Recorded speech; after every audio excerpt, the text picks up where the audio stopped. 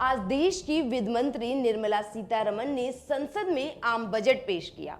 इस बजट को पेश करते वक्त निर्मला सीतारमण ने कहा, ये अमृतकाल का पहला बजट है और उनकी ये बात बिल्कुल सच भी है।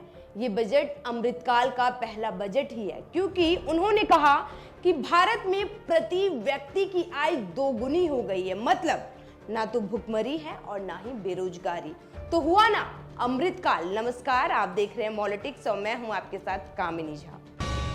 आज संसद में वित्त मंत्री निर्मला सीतारमण ने 2023-24 का आम बजट पेश किया। उन्होंने इस बजट को पेश करते हुए हर वर्ग को राहत देने की कोशिश की है। निर्मला सीतारमण ने कहा, ये अमृतकाल का पहला बजट है। उन्होंने कहा कि भारत की अर्थव्यवस्था सही दिशा में चल रही है और सुनहरे भविष्य की ओर अग्रसर है। दुनिया ने भारतीय अर्थव्यवस्था को चमकता हुआ सितारा माना है। दुनिया में भारत का कद बढ़ रहा है। इस बजट में टैक्स पेयर को बड़ी राहत मिली है, लेकिन सबसे ज्यादा इस बजट ने लोगों को उस वक्त अपनी ओर आकर्षित किया जब उन्होंने कहा कि भारत में प्रति व्यक्ति की आय दोगुनी होकर 1.97 लाख रुपए हो गई है।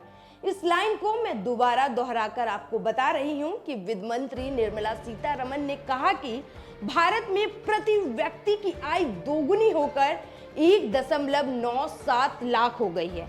ऐसे में कुछ सवाल तो सभी के दिमाग में उठ ही रहे होंगे कि अगर प्रति व्यक्ति की आय दोगुनी हो गई है तो फिर देश में हर व्यक्ति और उसका परिवार भरपेट खाकर सोता तो होगा ही।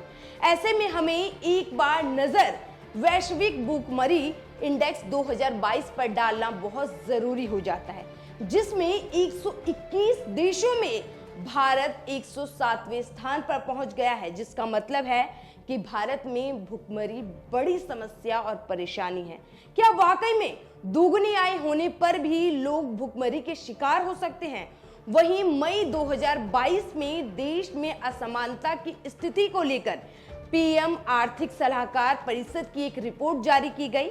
इस रिपोर्ट में कहा गया कि देश की शीर्ष 1% आबादी के पास अर्जित कुल आय का 5 से 7% हिस्सा है।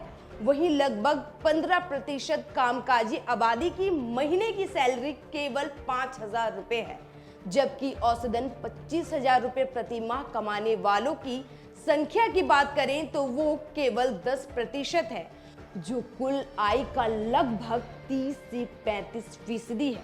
रिपोर्ट से साफ जाहिर हो रहा है कि भारत में शीर्ष 1% की आय में वृद्धि दिखाई देती है, जबकि निचले तबके में 10% की आय घट रही है।